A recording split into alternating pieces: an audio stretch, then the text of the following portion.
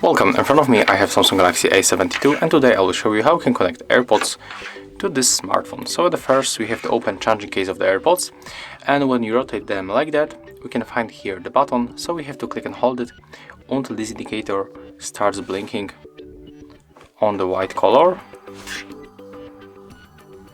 So as you can see right now it happens, so release that key and it means that the AirPods are in the pairing mode.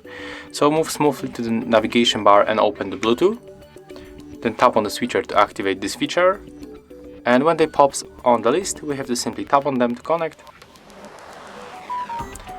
accept the request, and as you can see we are connected. So if you find this video helpful, remember to leave a like, comment and subscribe to our channel.